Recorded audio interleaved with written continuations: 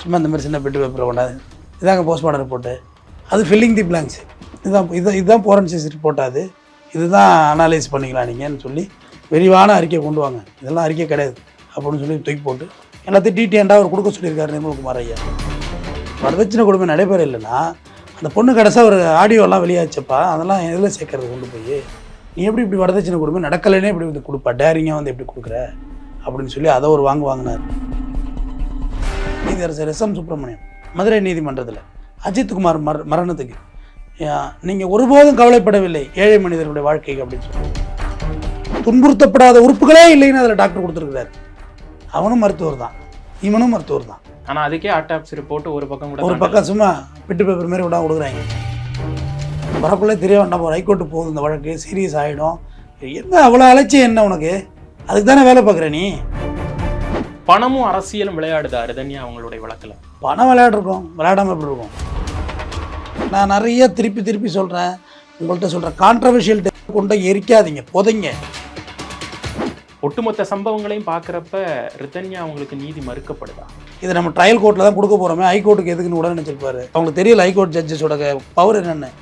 ரொம்ப டென்ஷன் ஆனாங்கன்னு வச்சுக்கோங்க, ஆர்டிஓ அந்த டாக்டர்லேருந்து வர சொல்லியாங்க. இப்போ அபிராமி கேஸ் இருந்துச்சுல்ல, கரெக்டாக ப்ராசிக்யூஷன் சைடு ப்ரூவ் பண்ணது தான் அந்த கேஸ் கொடுத்தாங்க.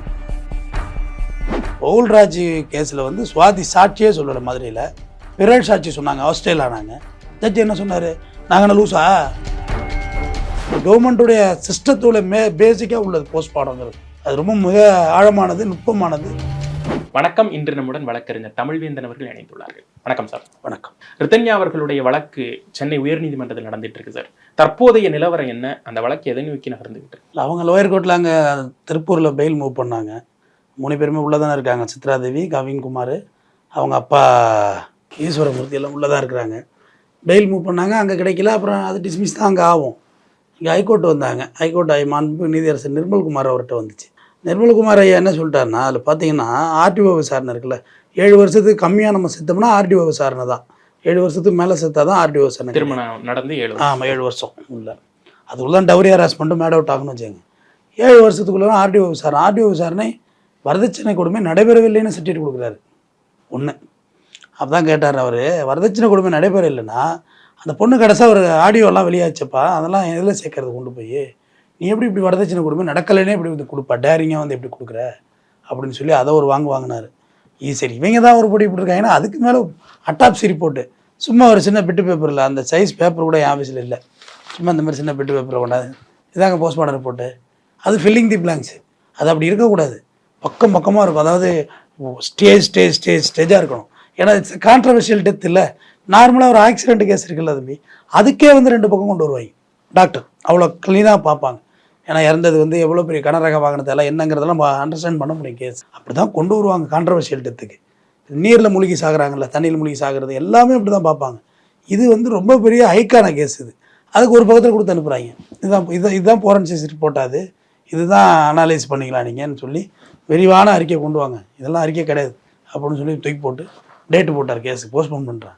மீடியா ட்ரையல் அப்படின்னு ஒன்று இருக்குல்ல சார், இவ்வளோ விவாதிச்சிருக்கோம் இந்த வழக்கு பற்றி, இவ்வளோ விவாதித்த பிறகும் இந்த மாதிரி நடக்குது. இவ்வளோ விவாதித்த வழக்கே இந்த லட்சணத்தில் இருக்கேன்னு நினச்சிக்கணும். அப்போ விவாதிக்க வழக்கெல்லாம் எத்தனையோ வழக்கு நடந்துக்கிட்டு இருக்கு. தினம் பேப்பரை பார்த்தா ஏதோ ஒரு பேஜ் எடுத்தால் அதில் ஒரு பேஜ் சும்மா ஒரு சிம்பிளாக ஒரு பேஜ் எடுத்தால் அந்த பேஜில் ஒரு பேஜில் கான்ட்ரவர்ஷியலான விஷயங்கள் இருக்கா இல்லையா? சும்மா ஒரு பேஜ் எடுத்து சும்மா ரேண்டமாக பாருங்கள். ஒரு வீட்டில் கொள்ளை நடந்துருக்குது, அப்படியே பாருங்கள், அடமானம் வைத்து 3 கோடி மோசடி, அப்படியே பார்த்தா அப்படியே ரேண்டமாக பார்த்துருந்தா ஒரு போக்சோ இருக்குது, ஒரு பாலியல் வன்கொடுமை 10 ஆண்டுகள் சிறை தண்டனை இருக்குது, சாலை தடுப்பில் நோக்கி பைக், ஒரு பக்கத்துக்குள்ளே இத்தனை நியூஸ் இருக்குது. சும்மா இது பழைய பேப்பர் தான், ஒரு எடுத்து சும்மா பார்த்தேன். அப்போ ரேண்டமாக இவ்வளோ விஷயங்கள் இருக்குல்ல அதில். அப்போ விவாதிக்கப்படாத விஷயங்கள்லாம் என்ன இருந்திருக்கும்? இப்போ ரிதன்யாங்கிறவங்க வந்து ஒரு பணக்கார ஓட்டு பொண்ணு, அதோட தான் இப்போ அவங்க அப்பா அண்ணாதுரை வந்து ஒரு இன்டர்வியூ முறையும் வர்றாரு, இடைமனுன்னு சொல்லுவாங்க, பெயில் கொடுக்கக்கூடாது அப்படின்னு அப்ஜெக்ஷன் பண்ணுவாங்க, பிபி பண்ணுவார். அதில் இன்டர்வியூவும் உள்ளே வரலாம், அது எல்லா கேஸ்லேயும் வரலாம். அதுக்கு ஒரு பெட்டிஷன் போகணும், அது அலோவாகும், அதில் நீங்கள் அலோவாகி நீங்கள் வக்கீல் வச்சுக்கலாம். இதெல்லாம் எத்தனை பேருக்கு இந்த சக்தி முடியும்?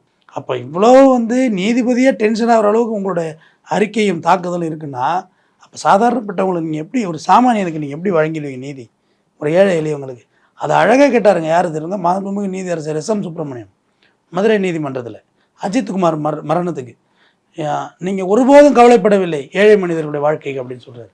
வெறும் பியூசி பைப் இருக்குல்ல, பியூசி பைப்புனா இது வந்து இதோட கொஞ்சம் பெருசாக இருக்கும்.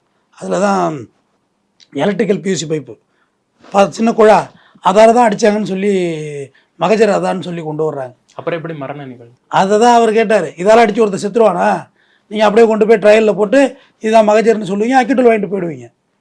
இது எப்படி வெப்பன்ஸ் ஆகும்போது காதுலேருந்து பிளட் வந்திருக்கு. அதனால பக்காவான அட்டாப்சி ரிப்போர்ட். இது அஜித்குமார் இது க்ளீனாக கொடுத்துருந்தாங்க. லங்கில் வரைக்கும் மிளகாப்பொலி தூள் இருந்துச்சு, மூக்கில் வச்சு ஏற்றிருக்கானுங்க, வாயில் கரைச்சி கொடுத்துருக்கானுங்க, வயிற்றில் இருந்திருக்கு, பிறப்பு உறுப்பு. அதாவது சொல்கிறேன், துன்புறுத்தப்படாத உறுப்புகளே இல்லைன்னு அதில் டாக்டர் கொடுத்துருக்குறாரு. அவனும் மருத்துவர் தான், இவனும் மருத்துவர் தான். வெறும் வெறுப்பை உண்டு பண்ணுற மாதிரி ஏட்டிக்கு பிடி பண்ணுறாங்க. இப்போ வழக்கில் இவ்வளோ அழகாக டிட்டேண்டாக கொடுத்துருக்காங்க.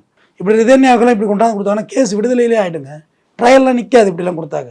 இப்போ ரிதன்யா அவங்களுடைய அந்த வாட்ஸ்அப் ஆடியோவில் இன்னும் கொஞ்சம் விவரம் இல்லாட்டி இந்த கேஸையே முடிச்சு வச்சுருவாங்க இல்லையா? ரிதன்யா காரில் வந்து தொட்டு தான் இந்த விஷயம் வந்துச்சு. ரிதன்யா அவங்க வீட்லேயோ இல்லை இவங்க வீட்லேயோ செத்துருந்தா இதெல்லாம் இவ்வளோ தூரத்துலாம் தூக்கிட்டுலாம் வர முடியாது. காரில் செத்துச்சு, அந்த வாட்ஸ்அப் ஆடியோ இருந்துச்சு. அதுக்கு முன்னே அவங்க திரும்பணும், அதோட இன்ஸ்டாகிராமில் சில அதோட வீடியோக்கள் உலா வந்ததை தொட்டு அது இவ்வளோ தூரம் பேசப்பட்டுச்சு. இல்லைனா பேசப்படுமா? ஆனால் அதுக்கே ஆட்டாப்சி ரிப்போர்ட் ஒரு பக்கம் கூட, ஒரு பக்கம் சும்மா பிட்டு பேப்பர் மாரி விடாம கொடுக்குறாங்க. வரக்குள்ளே தெரிய வேண்டாம், ஒரு ஹைகோர்ட்டு போகுது, இந்த வழக்கு சீரியஸ் ஆகிடும். என்ன அவ்வளோ அலட்சியம் என்ன உனக்கு? அதுக்கு தானே வேலை பார்க்குற நீ? பணமும் அரசியலும் விளையாடுதா ரிதன்யா அவங்களுடைய வழக்கில்? பணம் விளையாடுருக்கும், விளையாடாமல் எப்படி இருக்கும்? அவங்க அந்த பொம்பளை கைது பண்ணி கொண்டு போகிறாங்கப்பா சித்ரா தேவியை. அதுக்குள்ளே அவங்க சொந்தக்காரங்க அந்த விஐபிஎஸ் கார்டு போவாங்க தெரியுமா, அந்த பவுன்சரு, அந்த மாதிரி மறைச்சி காரில் ஏற்றுறாங்க. அவ்வளோ ஒரு பெரிய புனிதர்கள் இல்லையா அவங்கெல்லாம்? ஒரு பொண்ணு செத்துருக்கு, அதை எப்படி நீங்கள் அலோவ் பண்ணுறீங்க? ஒரு ஸ்டேஷனில் அலோவ் பண்ணக்கூடாதுல. ஒரு லாயரை போகலாம், அதுக்கு சட்டம் அனுமதிக்குது. வழக்கறிஞர் போகலாம், வழக்கறிஞர் வேணும்னு நீங்கள் உள்ளே உட்காந்து கேட்கலாம், அதுக்கெல்லாம் சட்டத்தில் இடம் இருக்குது. நீங்கள் வெளியாலெலாம் பவுன்சர் மாரி போகிறது எப்படி சரியாக இருக்கும்? சார், இதில் காவல்துறையுடைய தலையீடு அப்படின்னு பார்க்குறப்ப லிமிட் வந்து எக்கச்சக்க லிமிட் இருக்குது சார். ஆக்சுவலாக அந்த பொண்ணுடைய வீடு, அதே நேரத்தில் அவங்களுடைய புகுந்த வீடு, அதே நேரத்தில் இறந்த இடம் அப்படிங்கிறப்ப இறந்த இடம் தான் லிமிட்ல வருது. அப்போ இதுல இத்தனை காவல்துறை தலையிட்டு இருக்காங்க, இவ்வளோ பெரிய கேஸ். ஆனா வந்து உயர் நீதிமன்றத்துல வந்து இப்படி பண்றாங்களே. காவல்துறை போய் ஃபோரன்சிக்ஸ் ரிப்போர்ட்டை போய் அவங்க என்ன கேட்க முடியும்? இவங்க எப்படி இன்ஸ்பெக்டர் ஐஓவோ அதே மாதிரி ஆர்டிஓ போய் போலீஸ் எதுவுமே கேட்க முடியாது. எல்லாத்துக்கும் போலீஸ்காரனுடைய பாவம், அவங்க எழுதி கொடுக்குறதே அவ்வளோதான். வேற என்ன? அவங்கள்ட்ட ஒரு ரிப்போர்ட்டை சப்மிட் பண்ணுவாங்க. நம்ம இது ஆனால் இது பொதுவாக எல்லாரையும் போலீஸ்காரன் தான் அடிக்கிறாங்க எல்லா விஷயம். அவங்க தானே வந்து நிற்பாங்க. ஆமாம், தப்பு அஜித்குமார் மேட்டரில் நடந்துச்சு, நம்மளும் அடின்னு அடித்தோம் போலீஸ்காரங்களை. நியாயமான விஷயங்கள் நம்ம ஆர்டிஓ போய் எப்படி கேட்க முடியும்? ஓ போய் எனக்கு தெரியும் அப்படிம்பாரு. இதுதான் அங்கே லெவலே. டாக்டர்கிட்ட பேசுனா, நீங்கள் இன்ஸ்பெக்டர், நான் கவர்மெண்ட் டாக்டர், நீங்கள் என்கிட்டலாம் பேசக்கூடாது. பேசுனீங்கன்னா அவங்க மேலே வழக்கு கொடுத்துருவோம், கம்ப்ளைண்ட் கொடுத்துருவான். ஏன்னா பணி செய்ய விடாமல் தடுக்கிறாரு. ஏன்னா அவங்க பவுண்ட்ரி, அது ஜிஹெச் வந்து அவங்க பவுண்ட்ரி, சேஷன் இவங்க பவுண்ட்ரி. ஆனால் இது எல்லாத்தையும் விசாரிக்க வேண்டிய ஐஓ இருக்கார்ல, அவர் என்ன செய்யணும்னா, ஏங்க சார் இதுதான் நீங்கள் விசாரணை பண்ணதா சார் இது அப்படின்றது கேட்கணும். என்னன்னு சொல்ல போனால், இவங்க அன்னைக்கே இவங்க ஹைகோர்ட்டில் இப்போ பாடியை வாங்காமல் இல்லை ஹைகோர்ட்டுக்கு வந்து உடனடியே அவசர வழக்காக உடனே எடுத்துப்பாங்க. காலையில் நீங்கள் மென்ஷன் பண்ணாலும் எடுத்துப்பாங்க. அதெல்லாம் ஹைகோர்ட்டில் அவ்வளோ ப்ரொவிஷன் இருக்குது. உடனே எடுத்துக்குவாங்க, உடனே ரிட்டனாக கொடுக்க சொல்லுவாங்க, உடனே அப்படியே விட்டு போட்டு அப்பயே வழக்கை விசாரிக்க ஆரம்பிச்சிடலாம். அன்னைக்கு நடந்த சூழல் என்னன்னா, இவங்களுக்கு நைட்டு தான் அந்த ஆடியோவே கையில் கிடைக்கிது. பாடியை நீங்கள் வாங்கிடக்கூடாது.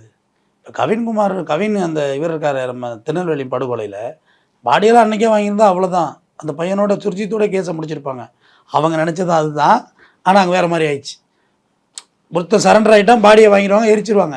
அந்த போலீஸ்காரவங்களாம் மாட்டியே இருக்க மாட்டாங்க, சரவணகுமார்லாம் மாட்டியே இருக்க மாட்டார். ஆனால் அவங்க நினச்சது வேறு, இங்கே நடந்தது வேறு. அதனால் இந்த பாடியெல்லாம் வாங்கிடக்கூடாது. நான் நிறைய திருப்பி சொல்கிறேன், உங்கள்கிட்ட சொல்கிறேன், கான்ட்ரவர்ஷியல் கொண்டு எரிக்காதீங்க, புதைங்க. எப்போ வேணுமோ நம்ம எடுத்து மறுப்பு விசாரணை பிரேத விசாரணை பண்ணிக்கலாம்ல. அதேமாதிரி ரிதன்யாவோட இதை போஸ்ட்மார்ட்டத்தில் நீங்கள் ஒரு சின்னதாக ஒரு ஆர்டர் வாங்கி வாங்கி வீடியோ ரெக்கார்டு பண்ணி, இல்லை உங்கள் சம்மந்தப்பட்ட டாக்டர் ஒரு ஆளை நிப்பாட்டியிருக்கணும், எவ்வளோ பண்ணியிருக்கணும். நீங்கள் பாருங்கள், ஒரு பக்கம் அளவில் ஆட்டிக்கிட்டு வர்றாங்க இங்கேருந்து. ஜஸ்டிஸ் நிர்மல்குமார் இதெல்லாம் ஒரு ரிப்போர்ட்டானு தூக்கி எறிஞ்சிருக்கு. இது ரிப்போர்ட், அது இதை வச்சு என்ன இப்படி இருக்குங்க, இதை வச்சு என்ன பண்ண சொல்கிறேன்? விரிவான அறிக்கை கொடுங்கன்னு சொல்கிறாங்க. ஆனால் அனாலிசிஸ் லேப் இருக்குல்ல இங்கே, எங்கன்னா காமராஜர் சாலை தெரியுங்களா, அங்கே இருக்குது அந்த ஃபோரன்சிக்ஸ். நம்ம உறுப்புகள் எல்லாம் இங்கே இருக்குது. எந்த மாவட்டத்தில் இருந்தோ பேர் போட்டு கிரைம் நம்பர் போட்டு இருக்கும். நீங்கள் எப்போ வரும்போது எடுத்து பார்க்கலாம். அது இங்கே கெமிக்கலில் கிடக்கும். அவங்க ஒரு ரிப்போர்ட் கொடுப்பாங்க. ஆனால் அவங்க ரிப்போர்ட்லேயே நான் ஒரு மர்டர் கேஸ் டீல் பண்ணேன். அதில் வந்து லாஸ்ட் ஈவெண்ட் டிசீஸ்னால் இறந்து போனவங்க, இறந்து போனவனும் அக்யூஸும் ஒன்றா அவங்க வந்து மது இருந்துறாங்க. கேஸே அதுதான். ஆனால் அனாலிசிஸ் ரிப்போர்ட்டில் அந்த நஞ்சுரவியல் அதில் வரும் மருந்து பாய்சனோ மதுவோ சாராய நெடி அது பேர் தமிழில் அப்படி தான் எழுதியிருக்கும். சாராய நெடியோ நஞ்சோ அந்த இதில் இல்லைன்னு ரிப்போர்ட் வந்துச்சு. கேஸ் அக்கோரன்ஸே வந்து தண்ணி அடிச்சது தான். அப்போ எப்படி இதெல்லாம் ட்ரையல் அவங்களாம் ஸ்டடி பண்ண முடியும்? சும்மா அதெல்லாம் ஒன்றுக்குமே ஆகாத கேஸ் வீணாக போச்சு. அந்த அதெல்லாம் விடுதலை தான். அது என்ன பண்ணுறதுல இந்த மாதிரி கொடுத்தாங்க ரிப்போர்ட்லாம் அவங்க பொறுப்புணர்வோடு கொடுக்கணும்ல. அதுக்காக போய் ரிப்போர்ட் வரைக்கும் கொடுக்க முடியாது. என்ன இருந்து நாளைக்கு நான் கோர்ட்டில் போய் டைரக்ஷன் வாங்கிட்டு வருவேன், இந்த மாதிரி இவங்க இப்போ கொடுத்த ரிப்போர்ட்டு தப்பு, மறுபடியும் ரிப்போர்ட் பண்ணணுன்னா தெரிஞ்சிடும். அது அதனால் கெமிக்கலில் சில இது மாறிடுது. நம்ம அதை தவறுன்னு சொல்ல முடியாது, நம்பி தானே ஆகணும். இன்னமும் வந்து மக்கள் நம்பிக்கைப்படுறது போஸ்ட்மார்ட்டத்தை நம்புகிறாங்க.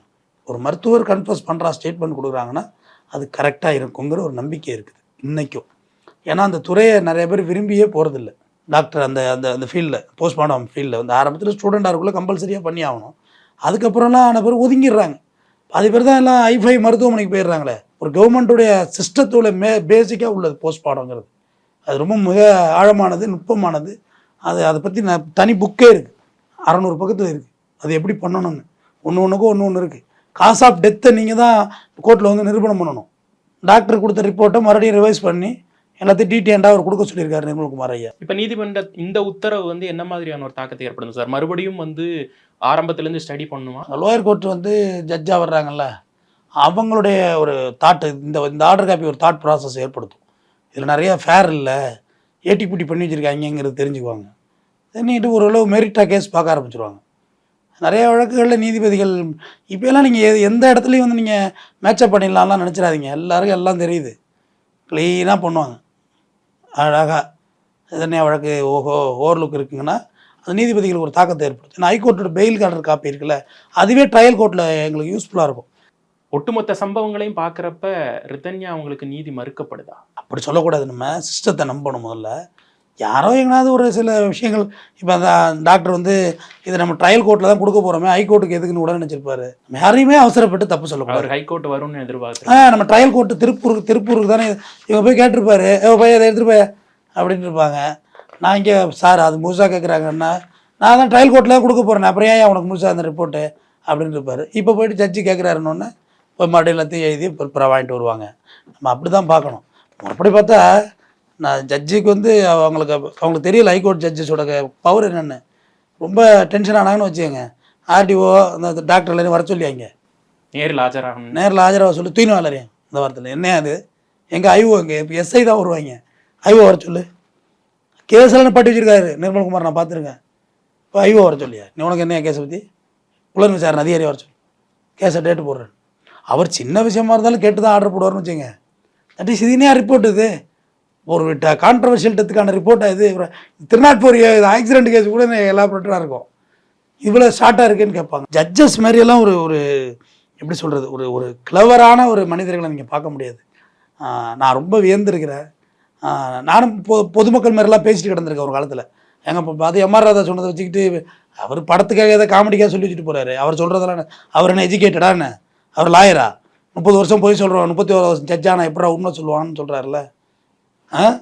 அது எப்படி எடுத்துக்க முடியுமா? அது மாதிரிலாம் தவறான வாதமே தப்பு. நீதிபதிகளோட பார்வையே வேறு. ஒரு வழக்கில் ஃபுல்லாக ப்ரிப்பேர் ஆகி இந்த வழக்கு இப்படி ஜெயிக்கும் அப்படின்னு அடிச்சலாம் அப்படின்னு போய் நிற்போங்க. இந்த வழக்குடைய அடிப்படை பதியப்பட்ட வழக்குகள் வந்து எதுவுமே வந்து ஸ்ட்ராங்கான செக்ஷன்ஸ் இல்லை அப்படிங்கிறது தான் ரிதன்யா அப்பா அண்ணாதுரையுடைய தொடர் குற்றச்சாட்டாக இருக்குது. அவருக்கு எங்கே வரதட்சணை கொடுமை, தூண்டியது, செக்ஷுவல் அபியூஸ் போட்டிருப்பாங்க. 3 தான், வேறு ஒன்றும் அதில் ஒன்றும் இண்டோர் ஹஸ்பண்ட் அண்ட் ஒய்ஃபு தானே, வேறு ஒன்றும் பெருசாக சேர்க்க முடியாது. அவங்க அவர் அண்ணாதுரையோட கோரிக்கை தவறுனா நான் சொல்லலை, அது நான் அவரோட பிறந்தது. பொதுவாக ஒரு லாயரோட பார்வையில் அதுதான் இருக்கும். வேறு ஒன்று த்ரெட்டன் போடுறேன்னா எப்படியும் போடலாம், போலீஸ் நினச்சதுன்னு வச்சுக்கோங்க, போடுறேன்னா போடலாம். அதனால் கேஸை ஸ்டடி பண்ணணும்ல. நீ இல்லாத பொருளாத செக்ஷனை போட்டு நாளைக்கு ட்ரையலில் நிற்காமல் போயிடும். உங்களுடைய பார்வையில் இந்த ரிதன்யா அவர்களுடைய வழக்கை நீ அடுத்த கட்ட நகர்வுகள் வரும்போது அந்த அவங்க கணவர் கன்விக்ஷன் ஆவாருங்க, அது உறுதி, அது மாற்றம் இல்லை. மற்றபடியெல்லாம் அந்த பாப்பாவோட ஆடியோ வச்சு அது எந்த அளவுக்கு கேஸை ஸ்டடி பண்ண முடியுங்க எனக்கு தெரியல. அதுவுமே டிஃபென்ஸ் எடுக்கிறவங்களோட திறமையை பொறுத்தது. இன்னும் கொஞ்சம் விவரமாக அந்த வாக்குமூலம் இருந்திருக்கலாமோ, ஆடியோ இன்னும் கொஞ்சம் எலாபரேட்டாக இருந்திருக்கலாம். அதான் ஏன்மா அதனால் ஏஐயா பண்ண முடியாதுக்கு, அவ்வளோதான் ஆடியோ. இப்போ அது டிஃபென்ஸ் எடுக்கிறவங்கள பொறுத்துன்னு சொல்ல வரேன். இப்போ லாயர் எடுக்கிறாங்கல்ல டிஃபென்ஸ், அவங்க சாதுரியத்தை பொறுத்து தான் இது தண்டனை ஆகுதா விடுதலை ஆகுங்க. ஏன்னா நீங்கள் கரெக்டாக ஆப்ரேட் பண்ணால் தான் கரெக்டாக தண்டனை வாங்க முடியும். இப்போ அபிராமி கேஸ் இருந்துச்சுல்ல, கரெக்டாக ப்ராசிக்யூஷன் சைடு ப்ரூவ் பண்ணது தான் அந்த கேஸ் தண்டனை கொடுத்தாங்க. இல்லைனா அது எங்கேருந்து கொடுக்குறது? பிபி கூட சொன்னாங்க இந்த மாதிரி கணவன் மேலேயே வந்து பழிய போடலாம் முயற்சித்தாங்க அப்படிங்கிற மாதிரி. எல்லா வேலையும் பண்ணுவா. எப்பா அவள் செய்யாத வேலையா? 2 குழந்தைங்களை கொண்டவ எல்லா வேலையும் பண்ணுவா. வழக்கை சரியாக டியூன் பண்ணி கொண்டு போகணும். அது நம்ம அரசு தரப்பில் இருக்குது. ஆனால் இப்போ எல்லாருமே கிளவர் தாங்க. ஜட்ஜஸும் சரி, ப்ராசிக்யூஷன் பிபியும் சரி. நம்ம பிபி ஏதாவது பேசாமல் இருந்தாலும் ஜட்ஜே பேச ஆரம்பிச்சிடுறாரு. வாட் பிபி இதானா, இதா இருக்கியா, வேறு ஒன்றுமே சரி அவங்க போலீஸு ஐயா அப்படின்னு சொல்லி இவராகவே ஆர்டர் அடித்து போட ஆரம்பிச்சிடுறாங்க. என்ன இருக்கோ அந்த ஆர்டரை நீங்கள் ஒன்றும் நீங்கள் ஆர்கியூலாம் பண்ணி இப்போ நீங்கள் பேசாமல் இருங்க. ஏங்க பவுல்ராஜ் கேஸில் வந்து சுவாதி சாட்சியே சொல்லலை மதுரையில், பிறல் சாட்சி சொன்னாங்க, ஆஸ்திரேலியானாங்க. ஜட்ஜி என்ன சொன்னார்? நாங்கள் என்ன லூஸா, எங்களுக்கு தெரியாத, எனக்கு கையை கொத்துட்டு போகிறா கோயிலில் வீடியோவில், நீ என்ன இல்லைன்ற, நீ சொன்னானே சொல்லலான்னு நாங்கள் மெரிட்டில் தானே கொடுக்குறோம்னு தான் கொடுத்தாங்க. ஆமாம், யுவராஜ் மேலே பிறசாட்சியாக வந்த சுவாதி வந்து கன்சிடரே பண்ணலையே. நீ வந்து நீதிமன்றத்தையே இப்போ கண்டெம்ட்டுங்கிறதோட நீ அவமானப்படுத்திட்ட நீதிமன்றத்தினர். நீ வந்து கோர்ட்டு நீ playground, this not play கிரவுண்டுனர். அழுக்கு அந்த ஆர்டரில் இருக்குது. அதில் யுவராஜ் தனக்கு தானே வச்சுக்கிட்ட சூன்யம் தான் அந்த வழக்கில். புதிய தலைமுறைக்கு பேட்டி கொடுக்கல ஒரு தண்டனையாக இருக்க மாட்டாருங்க, சீன்லேயே கிடையாது. அப்போ யுவராஜ் வந்து வாயமுட்டு இருந்திருந்தாலே கார்த்திகை செல்வதில் விட்னஸ் அந்த வழக்கில் அவர் வந்து சாட்சியம் சொன்னார். வேறு வழி இல்லை, லைவில் உட்காந்து பேசினார்ல. அதனால் ஓவர் டோஸும் வந்து ஓவர் ஆக்ஷனும் கேஸை திருப்பி விட்டு போயிடும். கரெக்டாக போதாருதுன்னு என் வழக்குங்கிறத பார்க்கணும். அப்படி இல்லைன்னா அவங்க அப்பாவுக்கு இது வந்து நான் வந்து தொலைக்காட்சி வழியாக சொல்கிறேன். நானும் ஒரு சகோதரன் தான், ஒரு சகோதரிக்கு. எங்கள் வீட்லேயும் பொம்பளை பிள்ளைங்க இருக்குது. நீங்கள் ஒரு ட்ரான்ஸ்ஃபர் ஓபி ஒன்று போடுங்க ஹைகோர்ட்டில், போட்டு சிபிசிஐடிக்கு ட்ரான்ஸ்ஃபர் பண்ணுவீங்க. அதுதான் உங்களுக்கு நல்லது. மாற்றிக்கங்க, செட் ஆகாது, இல்லாட்டி வேறு சேஷன் கூட மாற்றிக்கங்க. அதுக்குலாம் அதுக்கான கரெக்டான நேரம் இல்லையா? இந்த நேரம் சரியான நேரம். இதை காமிச்சே நீங்கள் வாங்கிடலாம். இந்த மாதிரிலாம் பண்ணுறாங்க, இது சரியில்லை, ஆனால் இவங்கெல்லாம் சரியாக வழக்கை நடத்த மாட்டாங்கன்னு சொல்லி நீங்கள் ட்ரான்ஸ்ஃபர் ஓபி போட்டு ஸ்பீடி ட்ரையல் கூட போட்டு வாங்கிடலாம். சார்ஜ் ஷீட் ஃபைல் பண்ண சொல்லி கேஸை நடத்திட்டு போயிடலாம். அது விடுதலையோ தண்டனையோ அது நீதிமன்றம் தீர்மானிக்கிட்டு. நான் ஐம் நாட் ப்ரிடிக்டிங். அதை எப்படி நான் ப்ரிடிக்ட் பண்ண முடியும்? சிபிசிஐடின்னு வர்றப்ப இன்னும் கொஞ்சம் நமக்கு ட்ரஸ்ட் ஒர்த்தியாக இருக்கும் இல்லையா? அதுதானே முக்கியம். சிபிஐ வேணும் வேணும்னு எல்லாம் போராடுவாங்க. சிபிஐ நம்ம நாட்டிலேருந்து போனது சிறுதாவூர் பங்களா ஜெயலலிதாவோட 540 கோடி ரூபா கண்டெய்னரு விழுங்கி விட்டார்கள். மலைப்படி மகாதேவன்கள் எங்கே போனிச்சுன்னே தெரியல. 540 கோடி ரூபா நின்றுச்சு இல்லை, காணும். ரயிலில் செல்லாத பணத்தை எடுத்தாங்களும் மேலே ட்ரில் போட்டு அந்த கேஸு காணும். மரியாதைக்குரிய அமைச்சர் KNருடைய சகோதரர் ராமஜெயம் கொலை வழக்கு காணும். மரியாதைக்குரிய வழக்கறிஞர் மூத்தவர்களுக்கு சங்கர சுப்பு சார் பையன் மட்டும் காணும். அவங்க ஒன்றும் அப்படிலாம் ஒன்றும் இல்லை. நம்ம போலீஸ் நல்ல போலீஸ் தான். பட் உங்களுக்கு சந்தேகம் இருக்கும் பட்சத்தில் நீங்கள் இப்போ அஜித் குமார் கொலையில் கேட்டாங்களே, உடனே முதல்வர் அறிவிச்சிட்டார். ஏன்னா தேவையில்லாத கான்ட்ரவர்சியை ஏற்படுத்திக்கிட்டே போக வேண்டாங்கிறது தான். நீங்கள் சிபிசிஐடியே அவங்க அப்பா அவங்க உங்கள் சேனலுக்கெல்லாம் வந்துட்டு போகிறாங்களே, அவங்க சிபிசிஐடி மாற்றிக்க சொல்லுங்கள். ஏன்னா அது அவருடைய சௌரியம். ஹைகோர்ட்டில் ஒரு ஓபி போட்டு மாற்றிக்கலாம். அதுக்கு வாய்ப்புகள் இருக்குது, செஞ்சுக்கங்க. அதை தொடர்ந்து விவாதிப்போம் சார். இந்த வழக்கு என்ன மாதிரி போயிட்டு இருக்கு அப்படிங்கிறத. இவ்வளோ நேரம் நீதிக்காக குரல் கொடுத்தமைக்கிறோம். நன்றிங்க.